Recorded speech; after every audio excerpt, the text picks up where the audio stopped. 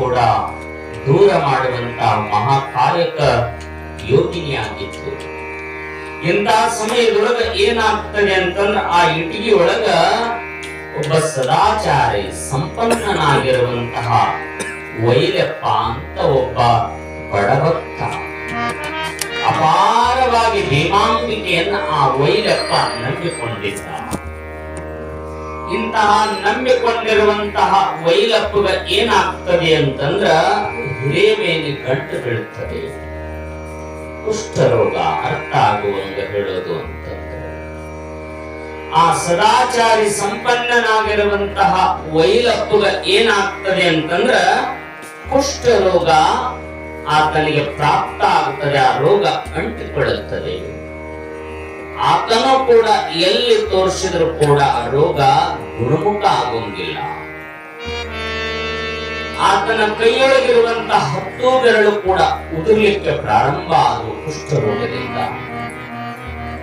ಹೊಲಸಾದ ನೆತ್ತರು, ಕೀವು, ಮಲವು ಸೋರ್ಲಿಕ್ಕೆ ಪ್ರಾರಂಭ ಆಯಿತು.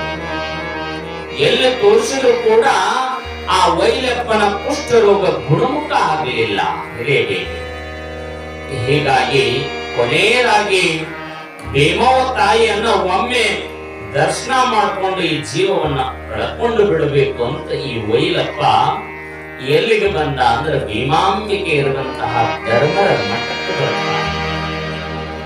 ಧರ್ಮರ ಮಠದೊಳಗೆ ವಿರಾಜಮಾನರಾಗಿ ಸದ್ಭಕ್ತರನ್ನ ರಕ್ಷಿಸುವ ಕಾಯಕವನ್ನ ಮಹಾಶಿವಸರಣೆ ಮಾಡುತ್ತಾ ಇತ್ತು. ಭೀಮಾಂಬಿಕೆ ಶ್ರೀಚರಣಕ್ಕ ನಮಸ್ಕರಿಸಿರುವಂತ ವೈಲನ್ನ ಕೇಳ್ತಾಳ, ಯಾಕಲ ವೈಲ ದಾರಿ ತಪ್ಪಿ ಬಂದಂಗಾಗಿತ್ತು ನನ್ನ ಮಠಕ್ಕ ಅಂತಾಳ. ಯವಾ ನಾನಿನ್ನ ಪರಮ ಭಕ್ತ, ಆದ್ರೆ ನೋಡು ನನಗ ಕುಷ್ಠ ರೋಗ ಅಂಟಿಕೊಂಡೈತಿ. ಮನ್ಯಾಗ ಈ ಕುಷ್ಠ ಅಂಟು ರೋಗ ಅಂತ ಮನೆಯೊಳಗ ಯಾರೂ ಮುಟ್ಟೋಂಗಿಲ್ಲ. ಮತ್ತ ನೀನು ಈ ಇಟ್ಗಿಗೆ ಕಾಮದೇನು ಕಲ್ಪ ವೃಕ್ಷ ಇದ್ದಂಗ. ನಿನ್ನ ಬಳಿಗೆ ಬಂದು ನಾನೇನಾದ್ರೂ ನಿನ್ನ ಪಾದ ಚರಣವನ್ನ ಮುಟ್ಟಿದ ನಮ್ಮ ಮೌಲ್ಯನಾದ್ರೂ ಇದು ಬಂದಿತ್ತು ಅಂತ ಬಂದಿಲ್ಲವಾ, ಅನ್ಯಥಾ ನನ್ನನ್ನ ಕ್ಷಮ ಮಾಡು ಅಂತ ವೈಲ ಬೇಡಿಕೊಳ್ಳುತ್ತಾನೆ. ಭೀಮಾಂಬಿಕೆ ಹೇಳ್ತಾಳ, ಅಲ್ಲೋ ಹಿಂಗಂದ್ರೆ ಹೆಂಗೋ ವೈಲೆ, ನಿನ್ನಂತಹ ಸದ್ಗುಣವಂತ ಸುಶೀಲ ನನ್ನ ಬಳಿಗೆ ಬರಲಾರ್ದ ನೀ ಹಂಗ ದೂರ ಇದ್ದಿ ಅಂತಂದ್ರ ಈ ಮನಸ್ಸಿಗೆ ನೋವಾಗ್ತದೆ ಅಂತಾಳೆ.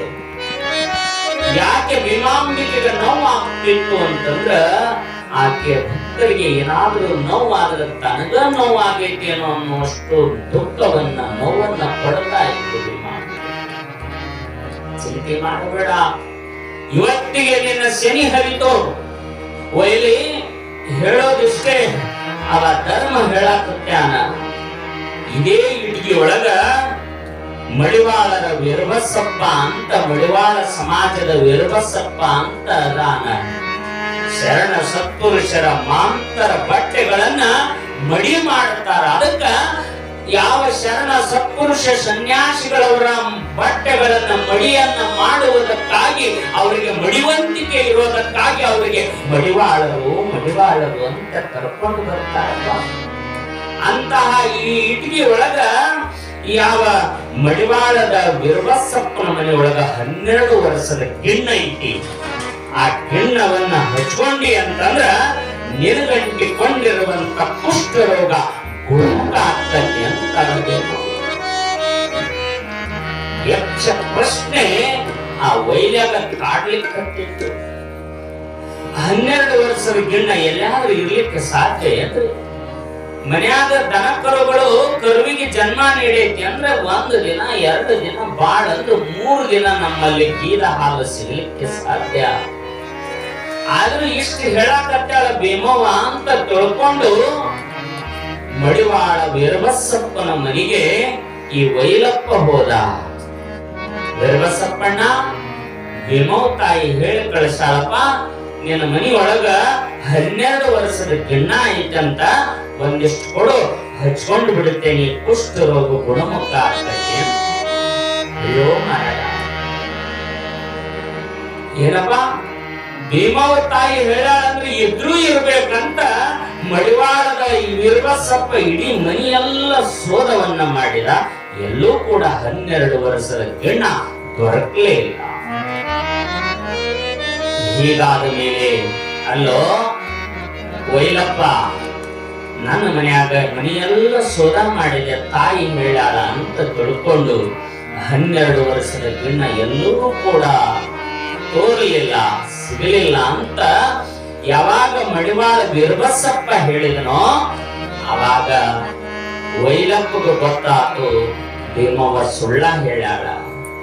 ನನಗಂಟಿಕೊಂಡಿರುವಂತ ಕುಷ್ಠ ರೋಗವನ್ನ ಗುಣಮುಖ ಮಾಡಲಿಕ್ಕಾಗಿಲ್ಲ, ಆಗೋಂಗಿಲ್ಲ, ಅದಕ್ಕೆ ಹಿಂಗೆ ಹೇಳಿ ಕಳಿಸಿದ್ರ ಅವ ಸುಮ್ಮನೆ ಹೋಗುತ್ತಾನಂತ ಹೇಳ್ಯಾಳ. 12 ವರ್ಷದ ಗಿಣ್ಣ ಸಿಗಬೇಕವಾಗ ಪ್ರಾರಬ್ಧ ಜನ್ಮದ ಕರ್ಮವಾಗಿ ಬಂದಿರುವಂತ ಕುಷ್ಠರೋಗ ಗುಣಮುಖ ಯಾವಾಗ ಆಗಬೇಕು? ಅವಾಗ ಆ ಮಡಿವಾಳ ವಿರ್ಬಸಪ್ಪ ಅಂತಾನ, ಚಿಂತೆ ಮಾಡಬೇಡೋ ವೈಲಪ್ಪ, ನಡಿ ನಾನು ಬರ್ತೇನೆ, ಎಲ್ಲೈತಿ ಆ ಭೀಮವ್ವನ ತೋರಿಸ್ಲಿ ಅಂತ ಧರ್ಮರ ಮಠಕ್ಕೆ ವೈಲಪ್ಪ ಮತ್ತು ಮಡಿವಾಳ ವಿರ್ಬಸಪ್ಪ ಬಂದು ಭೀಮಾಂಬಿಕೆಗೆ ನಮಸ್ಕಾರ ಮಾಡುತ್ತಾರೆ. ಅವಾಗ ವೈಲಪ್ಪನ ಕೇಳ್ತಾಳ ಭೀಮಮ್ಮವ್ವ, ಎಲ್ಲ ವೈಲ ಸಿಟ್ಟೇನ ನಿನಗ 12 ವರ್ಷದ ಗಿಣ್ಣ? ಯವ್ವ, ಎಲ್ಲಿ ಸಿಗಬೇಕು 12 ವರ್ಷದ ಗಿಣ್ಣ?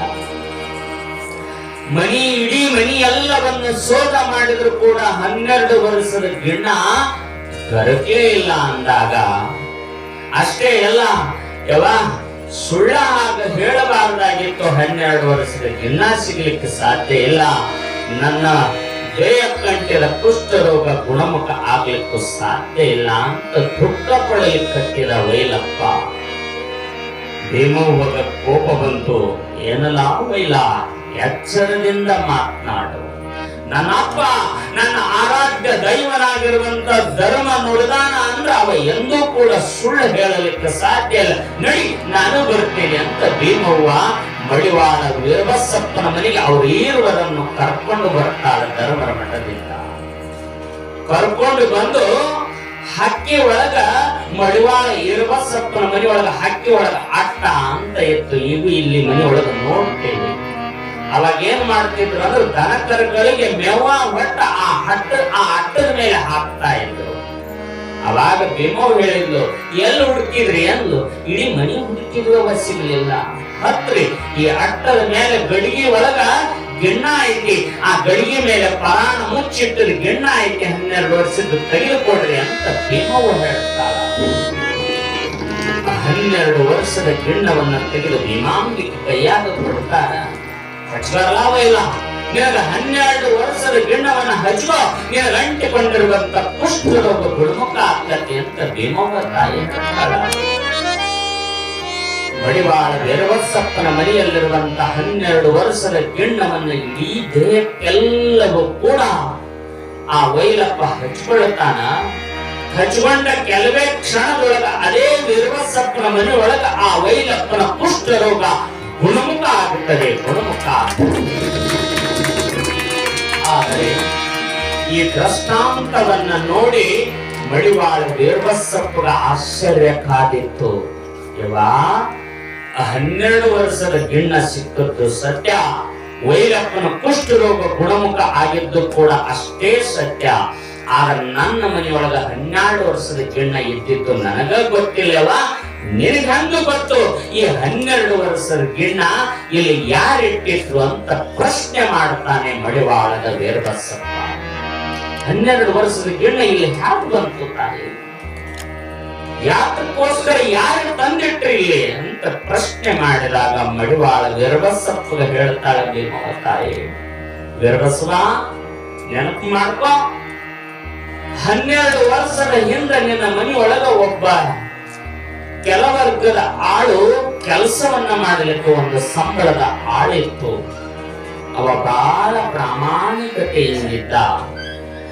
ಅವತ್ತು ನಿನ್ನ ಮನೆಯೊಳಗ ಒಂದು ಆಕಳು ಕರುವಿಗೆ ಜನ್ಮ ನೀಡಿತ್ತು. ಅವರಿಗೆ ಗಿಣ್ಣ ಅಂದ್ರೆ ಬಹಳ ಇಷ್ಟ ಇತ್ತು. ಅಷ್ಟೇ ಅಲ್ಲ, ನಿತ್ಯ ಕೂಡ ಅವ ನಿನ್ನ ಆಳಾಗಿದ್ರು ನಿನ್ನ ಹೊಲದೊಳಗ ರಂಟೆ ಕುಂಟೆ ಹಿಂಗೆಲ್ಲ ಹೊಡಿವತ್ನ್ಯಾಗ ಕೆಲಸ ಮಾಡುವತ್ನ್ಯಾಗ ನಿತ್ಯವೂ ಕೂಡ ನನ್ನ ಆರಾಧ್ಯ ದೈವ ಧರ್ಮನನ್ನ ಸ್ಮರಣೆ ಮಾಡುತ್ತಾ ಇದ್ದ. ಹಾಗಾಗಿ ಅದನ್ನ ಉಣ್ಣುವಾಗ ಸ್ಮರಣೆ, ಕೆಲಸ ಮಾಡುವಾಗ ಸ್ಮರಣೆ, ಕುಂತು ನಿಂತು ಮಲಗುವಾಗ ಕೂಡ ಧರ್ಮನ ಸ್ಮರಣೆಯನ್ನ ಮಾಡುತ್ತಿದ್ದ. ಆ 12 ವರ್ಷದ ಗಿಣ್ಣವನ್ನ ನೀನು ಅವ ಬಾಳ ಗಿಣ್ಣದ ಮೇಲೆ ಅಪೇಕ್ಷೆ ಉಳ್ಳವದಾನಂತ ನಿನ್ನ ಧರ್ಮ ಪತ್ನಿ ಸಂಗಮ್ಮ ಕೊಟ್ಟಿದ್ಲು. ವೀರಬಸವಪ್ಪ ಅದನ್ನ ಕುಡಿದು ಗಿಣ್ಣ ಇನ್ನೊಂದಿಷ್ಟು ಉಳಿದಿತ್ತು ರಾತ್ರಿ ಮತ್ತೆ ಕುಡಿದ್ರಾಯ್ತು ಅಂದ್ರ ಆ ಅಟ್ಟದ ಮೇಲೆಗೆ ಗಡಿಗೆ ಒಳಗೆ ಇಟ್ಟು ಅದರ ಮೇಲೆ ಪರಾಣ ಮುಚ್ಚಿದ್ದ ಆ ನಿನ್ನ ಆಳು.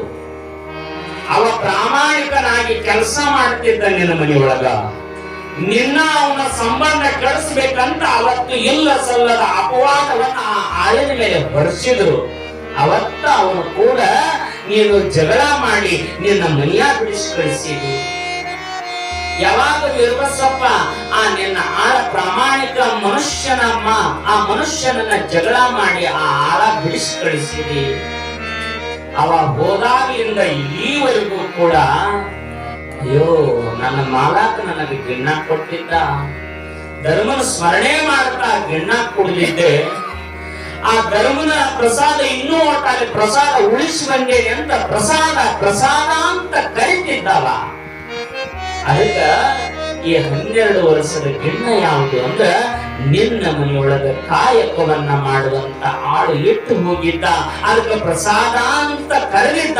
ಆ ಪ್ರಸಾದದ ಫಲವೇ 12 ವರ್ಷದ ಗಿಣ್ಣ ಇವತ್ತು ಈ ವೈಲಿಯ ಕುಷ್ಠರೋಗ ಗುಣಮುಖ ಮಾಡೈತಿ ಅಂತ ಭೀಮವ್ವ ತಾಯಿ ಹೇಳ್ತಾರೆ.